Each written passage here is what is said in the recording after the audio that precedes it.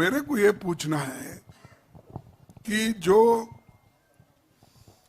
संविधान के बारे में हम जो पूछ रहे हैं, हम ये बात नहीं उठाए पहले। कौन उठाए? सबसे पहले 2014 में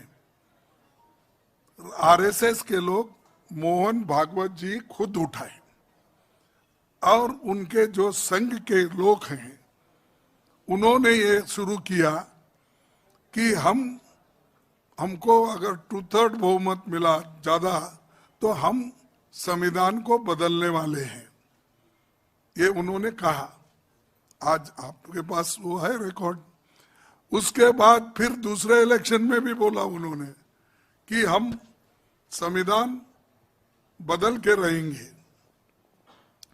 उसके बाद हेगड़े ने एमपी उनके कारवार के ओपनली बोला हम अगर हमको मेजॉरिटी दो, मेजॉरिटी अगर हमको 400 सीट आपने दिया, 2/3 मेजॉरिटी होना पड़ता है संविधान को बदलने के लिए। तो उन्होंने कहा और साक्षी महाराज ने कहा और ऐसे महाराज बहुत है वहां जो लल्लू सिंह ने कहा, सब ने कहा वो बदलेंगे।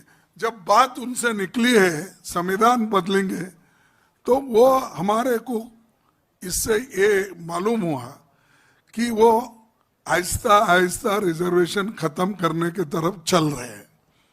एक कि उन्होंने सेंट्रल गवर्नमेंट में जो 30 लाख वैकेंसीज है वो भर्ती क्यों नहीं की? वो तो schedule caste, schedule tribes, backwards और इवन अब इकोनॉमिकली जो वीकर सेक्शन जनरल लोग हैं उनको भी 10% दिया गया।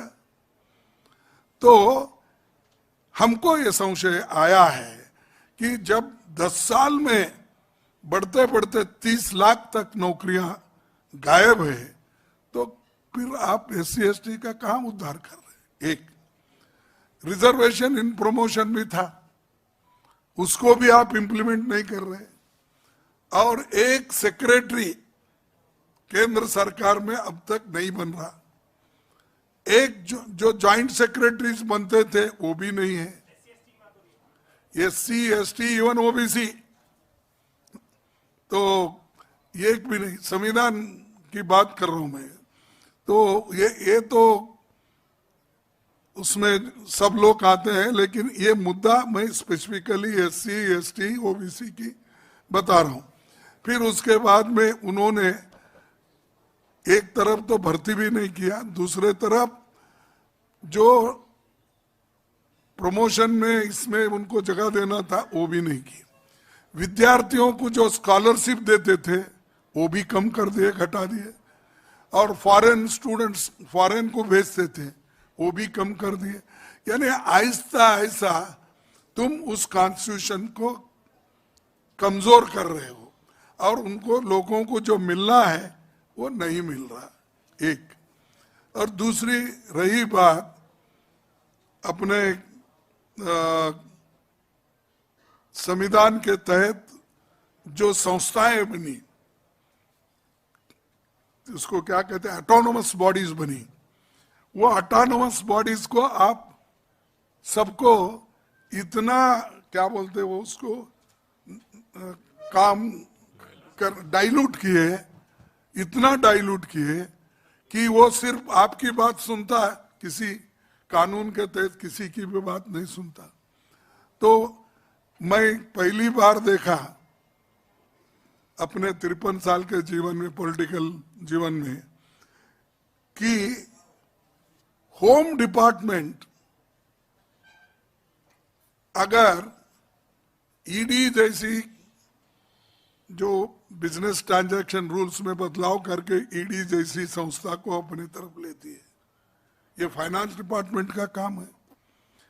यहां तक द कोऑपरेटिव डिपार्टमेंट वो भी सब डीसीसी बैंक वो ये सब उनके तहत आना।